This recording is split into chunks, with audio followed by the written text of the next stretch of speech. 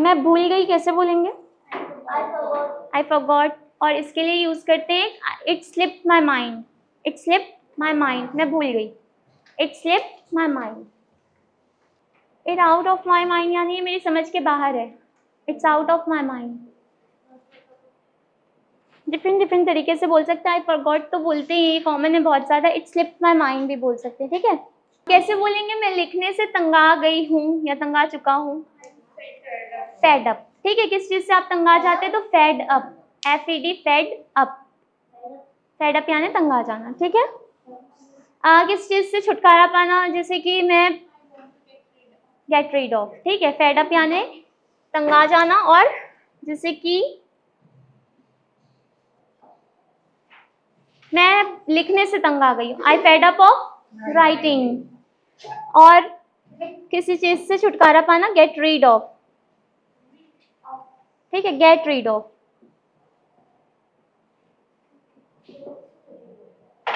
यानी किस चीज से छुटकारा पाना। मैं अब इससे छुटकारा पाना चाहती हूँ, कैसे बोलेंगे? दिस, ठीक है। अपना ही घर समझो, ऐसा बोलते हैं ना हम गेस्ट को, अपना ही घर समझिए।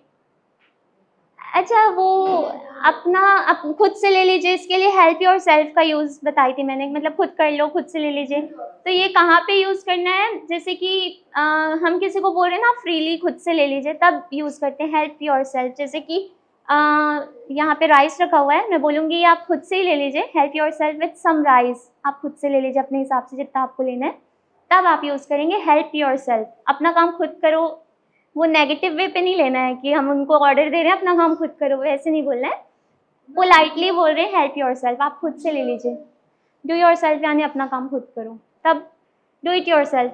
वो टोन पे डिपेंड करता है हम किसको कैसे बोल रहे हैं। अगर मैं बोलूँगी no I will not do it yourself, आप अपना काम खुद से कीजिए, तो गुस्से में बोल रहे हैं, तो वो टोन पे डिपेंड करता है कि आप कैसे बोल रहे हैं।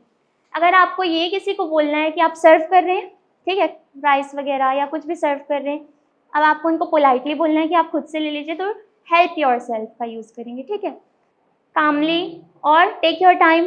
आई told you that day, take your time यानी कि आराम से।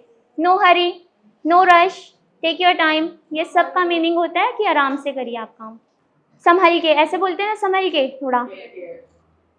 जैसे कोई गिरने वाला था तो उसको बोलेंगे संभल के, तो इसको बोलते हैं वॉच आउट। वॉच आउट यानी संभल के, वॉच आउट।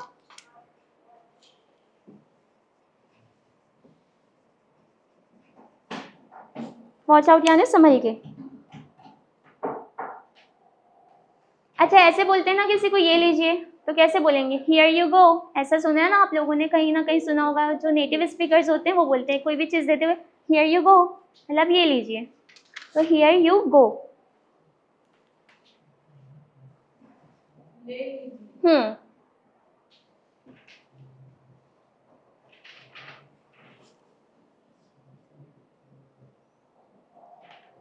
ले लीजिए नहीं, ऐसे बोलते हैं ना, ये लीजिए, हियर यू गो, ये लीजिए, ये।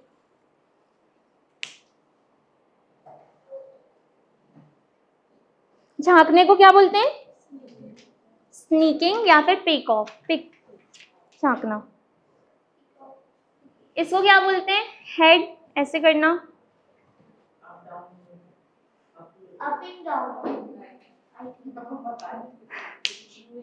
बताइए क्या बोलते हैं? Moving your head left and right, up and down. ऐसे नहीं बोलेंगे, इसको नॉड बोलते हैं, ठीक है। Nod, nod, NOD, nod. जैसे कि उसने अपना सर हिलाया, he nodded his head, he nodded his head, तो नॉड यानी सर हिलाना।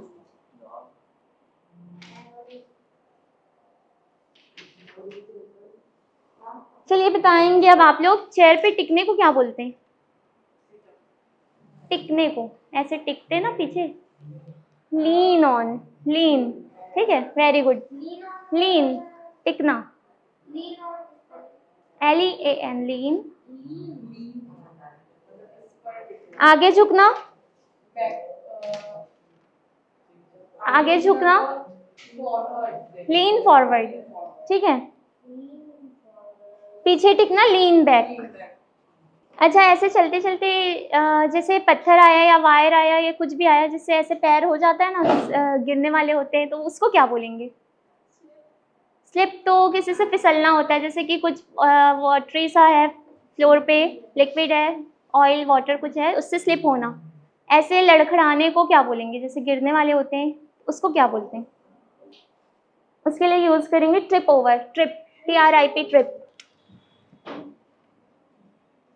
कुछ कुछ ऐसे वर्ड्स होते हैं जिनका हमें पता ही नहीं होता ना, और वो बहुत ज्यादा ही मतलब होते हैं, तो ट्रिप ओवर,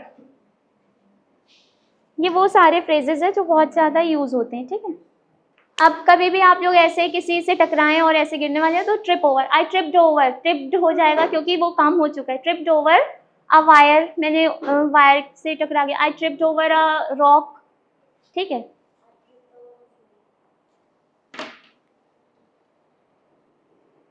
मुझे बहुत ज्यादा भूख लगी है, इसको कैसे बोलेंगे? स्टार्विंग, बहुत तेज भूख लगने के लिए स्टार्विंग का यूज करते हैं, स्टार्विंग, आई एम स्टार्विंग, ठीक है।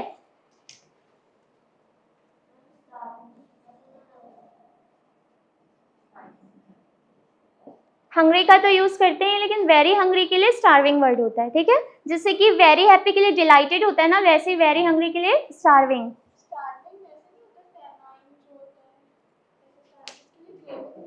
क्रेविंग का मतलब वो डिफरेंट हो जाता है, बहुत तेज भूख लगना, उसके लिए यूज करते हैं। क्रेविंग्स तो डिफरेंट ही हो जाते हैं। हम्म। हाँ, they are dying from the starving, ऐसे बोल सकते हैं, बहुत तेज भूख लगी। फेमाइन तो मेरे ख्याल से फेमाइन दूसरा मतलब किसी और के लिए यूज होता है, स्टार्विंग बहुत तेज भूख के लिए यूज होता है। Okay, so I have to search about it, after that I will tell you, okay। Starving basically ना, हाँ हो सकता है उसको बोलेंगे। हाँ, फेमाइन, स्टार्विंग यानी बहुत तेज भूख लगना। अच्छा, मेरा पेट फुल हो चुका है, मैं और नहीं खा सकती। आम फुल, आम डन, और आम स्टफ्ड का यूज कर सकते हैं। स्टफ्ड यानी फुल हो चुके हैं, स्टफ्ड।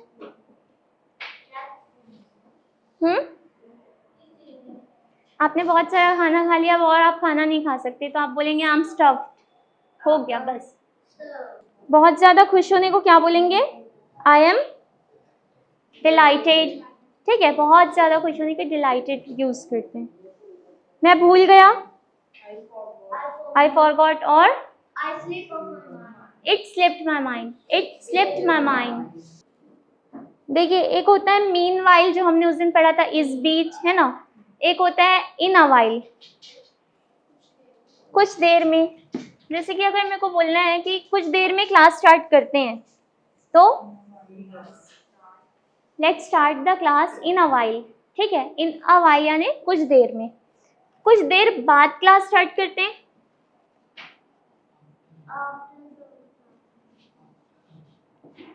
आफ्टर अ वाइल, ठीक है। In a while, after a while.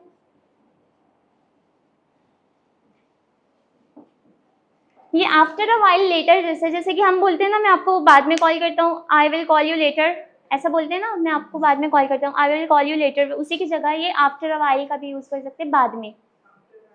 After a while यानी थोड़ी देर बाद, इन अ वाइल यानी कुछ देर में। जैसे कि मैं बोलूंगी कुछ देर में क्लास स्टार्ट करते हैं, let's start the class in a while. अगर मैं बोलूंगी कुछ देर बाद क्लास स्टार्ट करते हैं, let's start the class after a while. In a while, after a while, meanwhile बीच में, यानी कि इस बीच। और एक होता है इन मीन टाइम, यानी कि इस दौरान। जैसे कि मैं बोलूंगी मैं बॉटल्स भर रही हूँ, इस बीच तुम कैप लगा दो। इन अ मीन टाइम भी बोल सकते हैं, मीन वाइल भी बोल सकते हैं। इन अ मीन टाइम का मतलब भी बीच में, मीन वाइल का मतलब भी बीच में, ठीक है। उस बीच के लिए मीन वाइल यूज करते हैं, इस बीच के लिए इन अ मीन टाइम। जैसे कि I am filling bottles, in the mean time you put the cap on, put the cap on, cap लगा दो।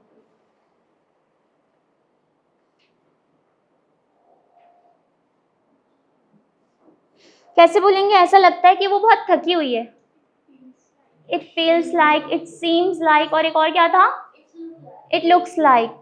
इट मतलब ऐसा लगता है के लिए यूज करते हैं। मुझे ठीक लगता है,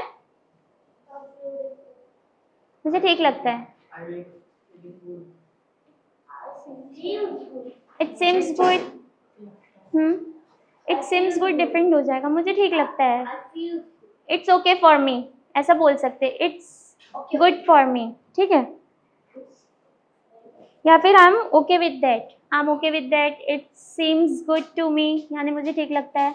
ये सारी चीज़ों के लिए ये यूज़ करेंगे।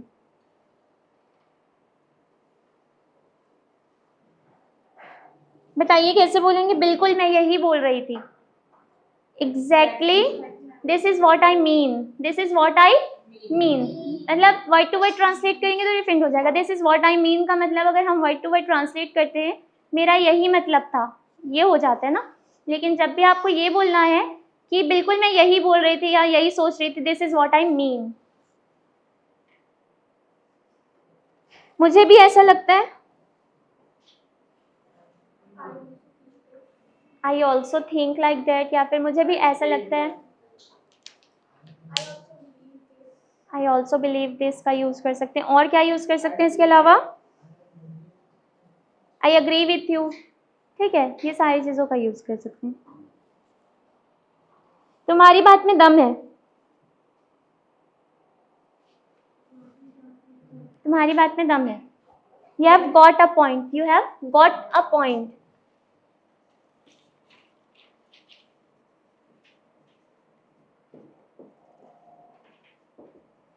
किसी को ऐसा बोलते हैं ना हम, तुम्हारी बात में दम है। हाँ ठीक है, तुम सही कह रहे हो, तुम्हारी बात में दम है। You have got a point. अच्छा बताइए कैसे बोलेंगे? इत्तेफाक से, फॉर्चुनेटली यानी किस्मती से, इत्तेफाक से, कोइंसिडेंटली। और क्या यूज कर सकते हैं इसके लिए? अगर हम लोगों को एडवर्ब का यूज नहीं करना है, जो भी कोइंसिडेंटली वगैरह। एक्सीडेंटली नहीं, एक्सीडेंटली का मीनिंग भी डिफरेंट हो जाएगा यहाँ पे। इत्तेफाक से इसके लिए यूज करेंगे आई हैपन टू, मतलब इत्तेफाक से। कोइंसिडेंटली का भी यूज कर सकते हैं, कोइंसिडेंटली, और इट हैपेंस टू, ठीक है। मुझे ऐसा नहीं कहना चाहिए था, कैसे बोलेंगे? आई शुड नॉट हैव, नहीं शुडंट हैव, शुड के साथ नॉट आएगा, हैव बाद में, ठीक है। जैसे कि आप को मैंने बताया था कि मुझे ऐसा करना चाहिए, तो कैसे बोलेंगे? आई शुड डू दिस, मुझे लिखना चाहिए। आई शुड राइट, मुझे लिखना चाहिए था।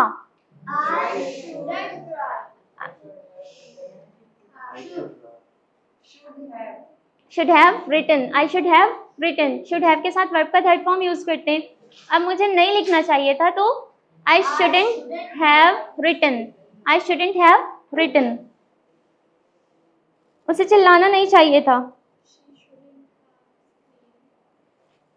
स्क्रीम या फिर शाउटेड का यूज करेंगे, ठीक है। तुम्हें पता होना चाहिए, जरूर पता होना चाहिए, तब मस्ट। तुम्हें पता होना चाहिए, जनरली बोल रहे तो शुड का यूज करेंगे। हाँ, यू शुड नो दिस या दैट, ठीक है। अब हमें निकलना चाहिए।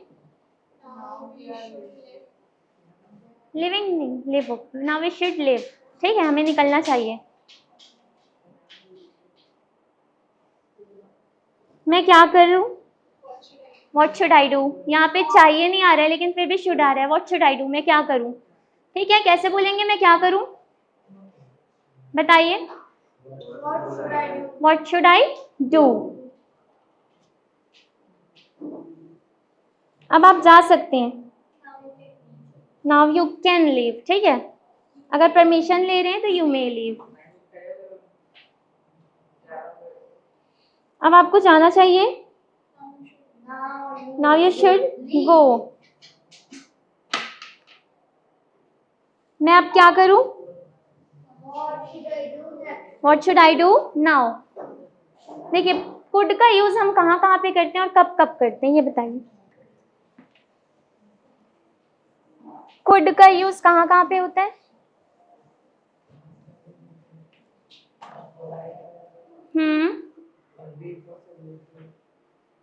देखिए, कुड का यूज पोलाइट रिक्वेस्ट करने के लिए करते हैं, पास्ट की बातें करने के लिए करते हैं, जैसे कि मैं कोई काम कर सकी। कुड हैव का यूज करते हैं नहीं कर सके उसके लिए। मैं कुछ क्वेश्चन पूछती हूँ, आप लोग बताएंगे, ठीक है? मैं लिख सकी, आई कुड राइट। मैं लिख सकती थी, आई कुड हैव रिटन। मैं नहीं लिख पाई, आई कुड नॉट राइट। ठीक है, मैं लिख सकती हूँ, ठीक है, समझ में आया? कुड का यूज। और किसी से रिक्वेस्ट करना है अगर क्या आप ये पास करेंगे?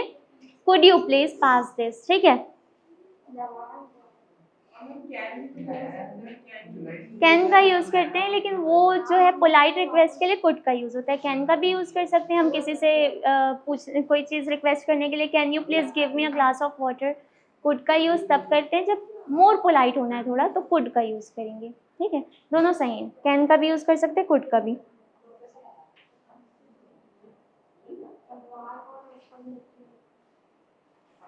मैं जीत सकता था, मैं जीत सकता था, आई कुड हैव वॉन। वो मुझे कॉल कर सकती थी, वो जल्दी पहुंच सकते थे, they could have reached earlier। तो पास्ट एबिलिटीज को बताने के लिए कुड का यूज करते हैं, ठीक है? मैं तैर सकता हूँ, आई कैन स्विम। मैं तैर सका, मैं नहीं तैर सका, आई कुड नॉट स्विम। मैं तैर सकता था, स्वैम, ठीक है? स्विम स्वैम स्वैम, तो स्वैम बोलेंगे, थर्ड फॉर्म यूज करना है ना।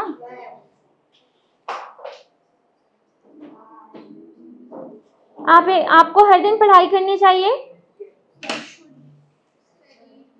You should study daily. कोई एडवाइस देते हैं तो शुड का यूज करते हैं, ठीक है?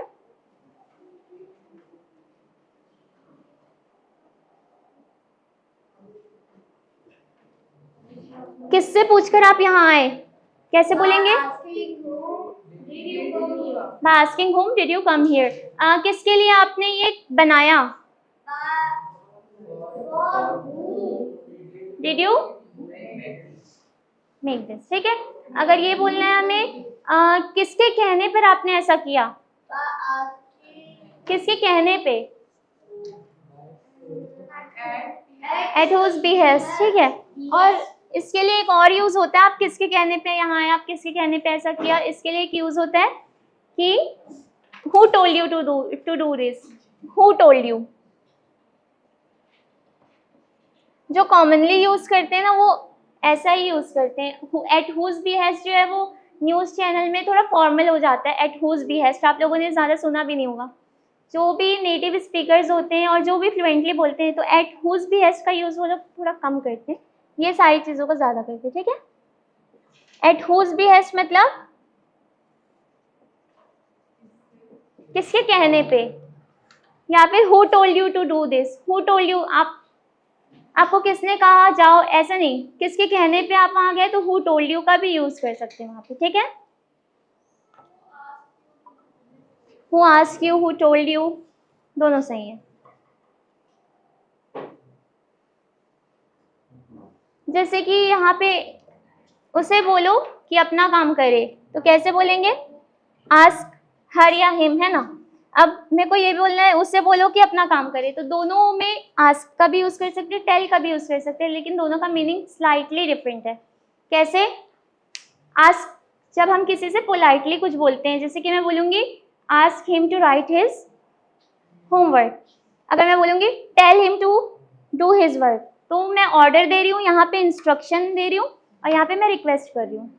दोनों में डिफरेंस सिर्फ यही है, स्लाइटली सा डिफरेंस है जो कि है।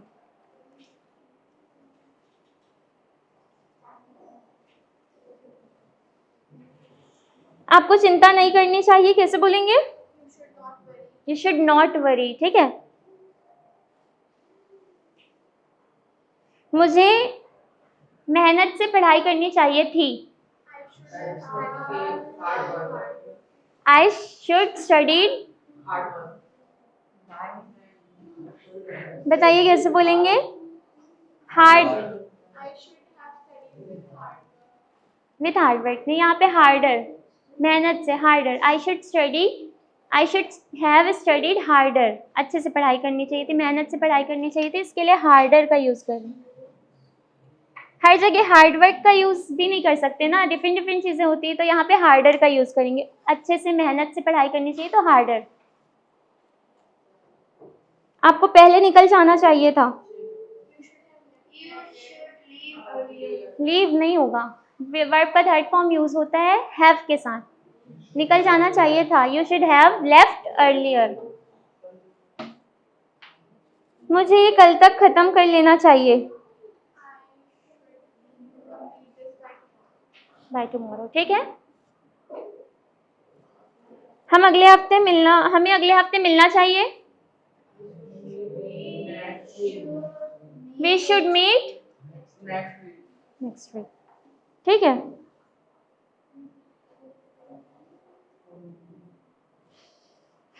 आप कब से पढ़ रहे हैं?